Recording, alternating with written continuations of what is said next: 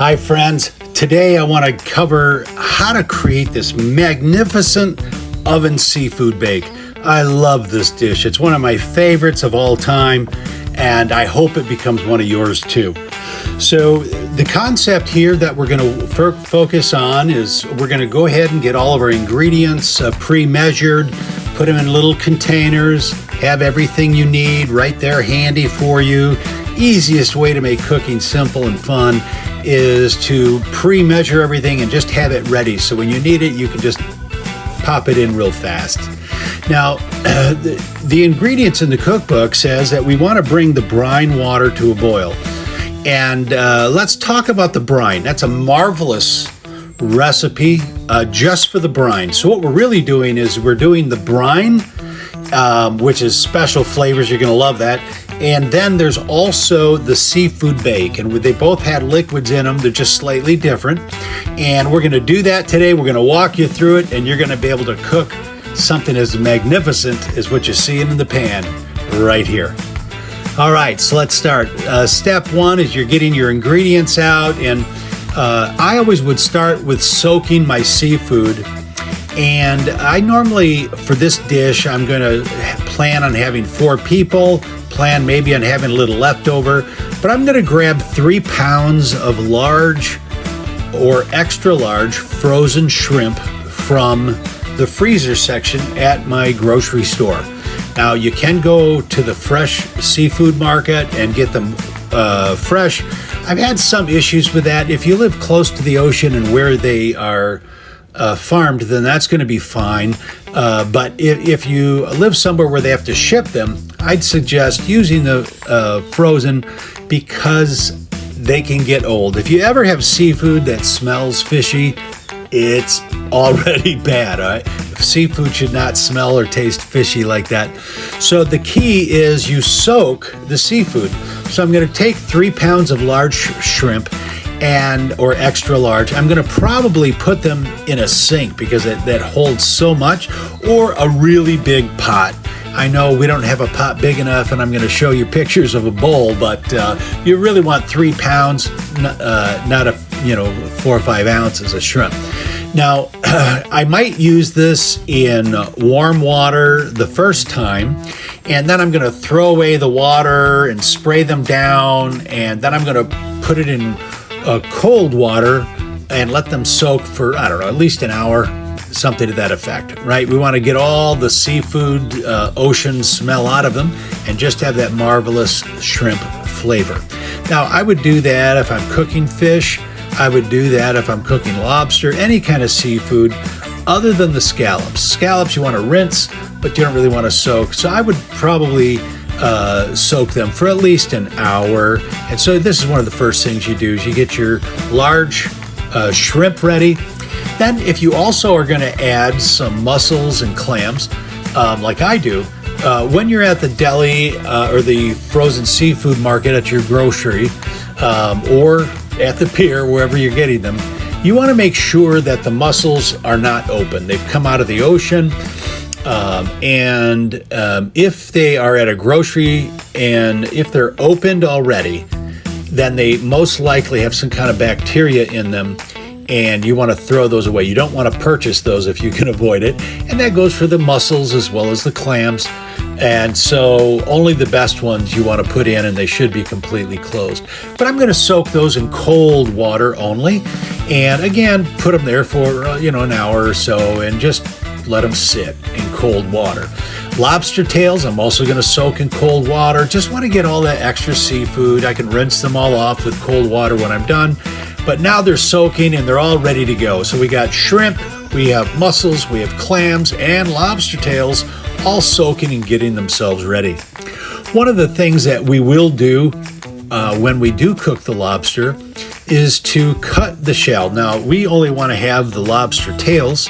We don't want to have all the eyes and claws staring at us. You can do that. It's not bad to do that. But when I go to my grocery store, I can buy these lobsters. They're a smaller, medium size, and they're only $6. Whereas the bigger ones might be $50 or $150, right? So I don't want to go that far out. But to have $6 lobsters, that's not so bad. And so I'll take those lobster, tails, and I will slice them. I start at the meat side and I go towards the tail.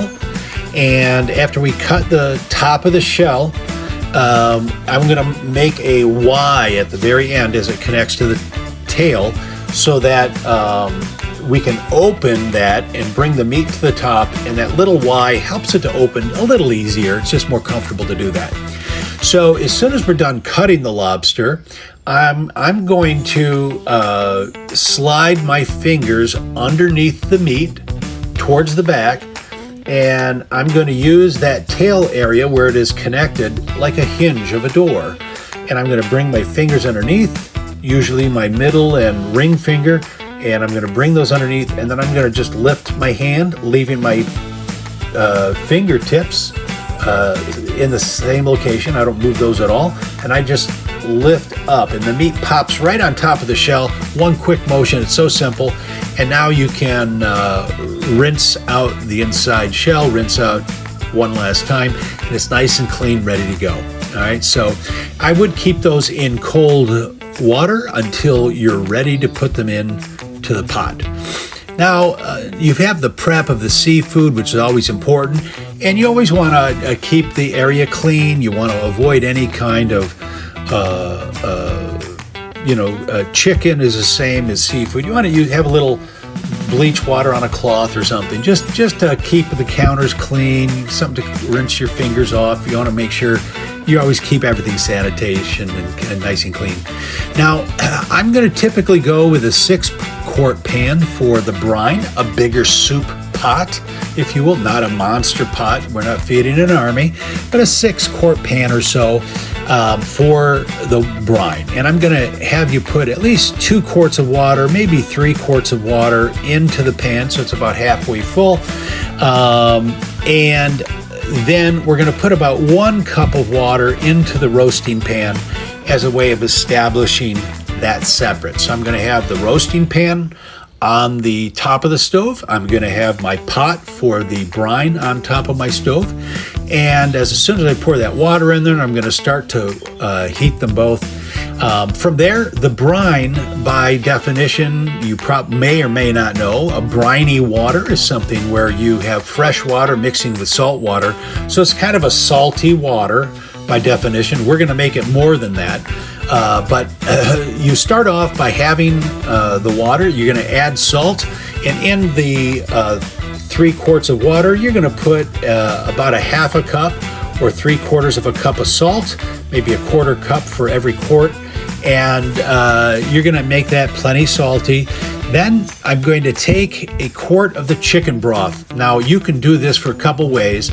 You can take a chicken, you can stick it and cook it and get all the wonderful natural fat and the bone flavor out, and it's a bone broth. Wonderful to do it naturally that way.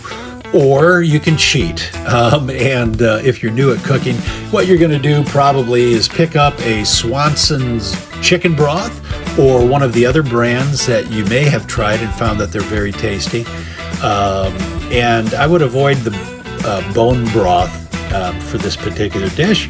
Sometimes they can taste funny if you buy them in a carton of chicken broth, but I would grab a chicken broth of Swanson's. And you're going to have 1 quart for the brine, and you're going to also have 1 quart for the roasting pan. So we're going to add a little bit of a chicken flavor in there. And so the roasting pan has no salt in it. The brine has a whole bunch of salt in it. You're going to pour a quart of chicken broth into each. Now, after that's done, you're going to take a pound of butter, however you get it. I love the European creamy butter. I use that all the time. It just is so tasty. And a 1/4 of that comes in a long stick. Of course, that's a 1/4 pound. So I'm going to take 1 of those sticks of butter and put that into the brine. And I'm going to take 1 of those sticks of butter and put that into the roasting pan. And again, both of them are warming right at the moment. And the brine is probably on full. You're going to want that to come to a full boil. But the roasting pan, you just want it to be hot before you put it into the oven. You don't have to have it boiling or anything like that. Next, I'm going to go and get some lemon pepper. Now, there's a couple ways to do this. You can literally take a lemon and take the lemon shavings, like you're cutting fine cheese on a grater. You can kind of grate that lemon peel, and you can then squeeze the lemon juice, and you can add, peppers, or black pepper. And you can grind that ground pepper that way, and it's very tasty to do it that way. For me, I'm gonna cheat. I'm probably gonna grab the Lowry's lemon pepper mix because it's just less work. So I'm just gonna cheat and do that. So I'm going to put that lemon pepper in, and they come in different size bottles. I want to say there's tiny ones, 2.5. There's 5 ounces. There's 12 ounces, and you want about a 12-ounce lemon pepper mix for the brine. So again, it's going to be more salty than what you would normally eat it at, and it's going to be more lemon pepper than you would normally eat it at. But you have added the quart of chicken broth, and you've added a pound of butter, and now you are adding the lemon pepper seasoning. 12 ounces in the brine, about 5 ounces into the roasting pan. Next, we're going to grab 2 bottles of oyster sauce. Now, I like the light color oyster sauce, not the dark color oyster sauce. And you can buy that at the grocery. Sometimes it's in the international aisle. Other times it's, wherever they stock it. But you can buy that oyster sauce. And I'm just going to open 2 bottles, and I'm going to pour those into the pan. I'm going to say those are typically 6-ounce bottles or something close to that. They might be 9, but I think they're 6 ounces. And I'm going to use 2 bottles into the roasting pan. None of that goes into the brine, right? The brine is sort of like a pre-cook, and then the roasting pan is where we do the final cook. And the reason we're going to have these 2 pots and do a pre-cook in the brine, the reason is that the potatoes might take a half hour to cook and become fully tender. Well, that takes a lot longer than corn, which takes 9 minutes. And that takes a lot longer than the peppers and the mushrooms that might only take 1 or 2 minutes, right? So what we want to do is pre-cook a few things so that when we put it into the oven bake, everything is perfectly done at the exact same time. And that's why we have 2 different pans and why you're taking these 2 steps so that everything's done perfectly at the end. All right, so that's the goal. Now, we're going to keep the roasting pan on a low heat, and we're going to bring the brine to a full boil. Using your cutting board, you're then going to go ahead and cut up 4 huge potatoes. I like those huge russet potatoes, or you can take the little red potatoes and just cut those in half. But you want to have 1.5 to 2 inch slices. So it's a thicker, one of the thickest pieces of steak you've ever had, right? You want a thicker potato. When you're serving those, they just come out a really nice size when you do it this way. So you're going to cut up 4 huge potatoes, which could possibly be 2 pounds. It depends how big you get them. Or you're going to get a bag of red skin, and you're going to, rinse all these potatoes off, clean them before you start cutting, obviously, and then you're going to start cutting them. If it's small red potatoes, you can just cut them in half. If there's the bigger potatoes, you might, again, 1.5 to 2 inches thick is good for the potatoes. Next, we're going to cut up the corn on the cob. Again, we're going to husk it, remove all the hair and the skin of everything. We're then going to rinse it, and we're going to make sure it's clean. We're going to cut that corn cob into 3s. So we want 3 even pieces. You can do a full corn cob, but most people enjoy a smaller size when they are eating the seafood. Everything's a little bit more finger touch when you're doing that. And having the smaller corn on the cob, it's just a good fit. And smaller kids can have a small one, and adults can have 2 or 3 and so forth. So, I would say 1 cob per person, and cut it into 3rds. Now, when that's all ready, you're going to move it aside. We have the potatoes set to the side. We have the potatoes, I might just go ahead and put them in because they are going to take like 30 minutes, right? So you have time to cut up the corn and the peppers and so forth while that's cooking. That's probably the best idea, is you put the potatoes in first, then you return to the cutting board, cut the corn. I love to use a red, yellow, and orange pepper together. And you cut them open, remove all the seeds, any kind of unnecessary tissue or stem. You cut that away, nice and rinsed. They then cut it in long slices. And you have the long red slices and yellow and orange, and together they make a wonderful dish. And then we're going to cut one sweet onion into onion rings. So basically, if you have a large sweet onion, if you're not sure if it's large, then it's not large. So then you want to use two sweet onions, and prefer the sweet onions, not a yellow onion. They do have a different flavor, and the sweet onions are magic. So we want to have rings while we're cooking, and you're going to take these rings and you're just going to slice up you don't cut it in half, you just cut the round circles into a bunch of onion rings, basically is what we're going to do. Now we have the onions set aside. Oh, by the way, sweet onions don't make you cry like yellow onions either, so it's nice. But if you do start to cry, little cold water on the onion. Don't wipe your eye with onion juice, that will make it worse. But that normally fixes it. But sweet onions, you don't even have to do that. So that's another reason I enjoy the sweet onion over the yellow onions. Now I'm going to also cut up about a pound of mushrooms.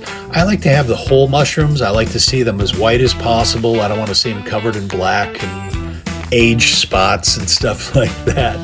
So I'm going to get a good pound of mushrooms, and it's a big container, and I'm going to just cut those up into half-inch slices. So about as thick, a little thicker, a little thinner than the potatoes, but I'm going to have big chunks, and they do shrink down a lot as soon as they hit the heat. So then we're going to drain the shrimp water. We're going to rinse the shrimp one more time, cold water. Make sure that all the bad flavors are out of there. Same with the mussels and clams and lobster. Get all the seafood ready. We're going to take a lemon. We're going to cut that into slices that we can place into the dish. You can put those into lemon wedges or into round circles, whatever's your fancy. I've done both ways, and it's really more as an aesthetic, but the lemon in there just really does add a little nice touch. Now, we're going to then go to the brine. The brine should be at a full boil. We're going to add all those potatoes. If you have not added them yet, you would add them now. They do cook, for about 30 minutes. So you're going to let them cook for almost 15 minutes here. We're going to finish cooking them in the other dish. And what happens is they pre-cook. We want everything cooked and ready at the same time. And the other thing that's going to happen is we are going to be able to, what am I saying here? Okay, you got to edit this part out. Find my place there. Okay, so we're going to cook those potatoes for about 15 minutes in the brine. They will absorb the lemon pepper. They will absorb the butter. They will absorb the salt, and they are just going to come out perfect. But they're not fully cooked. They're almost cooked, right? And we're going to put those in there. So about, halfway through, if they're going to cook for 15 minutes or 20 minutes, you might have to, depends how fat you cut them. Thicker, you're going to cook them longer. Thicker is cook longer, thinner is cook less. But whether it's 15 or 30 minutes, 7 minutes before you think they're going to be done, you want to add the corn. The corn cooks 7 to 9 minutes, so it's almost done. And we want the potatoes almost done, but not completely. Both of them will absorb that butter. Both of them will absorb the lemon pepper. Both of them will absorb the salt. And this corn is going to be the best corn you've ever eaten. The potatoes are going to be some of the best potatoes you've ever eaten. And when you have about 3 minutes left on the corn, that's when I add all the peppers and all the onions and all the mushrooms into the brine. And now that's going to bring flavors into the brine. We don't want to overcook them. That's why we're putting them last. They're going to cook about 3 minutes. And then we're going to while they're cooking those last 3 minutes, we've already rinsed the mussels. They've soaked for an hour. We've rinsed them again and soaked them again. And now we have the mussels, the clams, and the shrimp. We're going to dump that into the roasting pan. We're going to turn off the heat, but put these into the roasting pan. We're also going to turn off the brine because that should be about 3 minutes, and you're ready to go. And then so you have put the peppers, onions, mushrooms into the brine, and it takes about 3 minutes to pour all that clams and mussels and shrimp into the roasting pan. And now you're going to start scooping with a slotted spoon and get all of the potatoes out of the brine, and you're going to put them into the roasting pan with the seafood. And you want to move everything around so that just before you bake it, you want the guests to be able to see all this magic. Make sure you have some of everything coming to the top. Others are covered and buried, and that's okay, but you just want everything buried. Now, we're going to turn off the brine. We're going to start getting the corn or the potatoes out of there. We're going to grab the corn, the peppers, the mushrooms, put everything into the roasting pan. The brine is now turned off. We don't need it again till another meal someday, and it's already pre-flavored. We're going to arrange the contents so they look beautiful. You want to have some of that corn on top, some of the potatoes, some of the shrimp. You want to have some of everything on the top just to make it look magic. And then you're going to place the sliced lemons or lemon wedges in to decorate as a more appealing dish.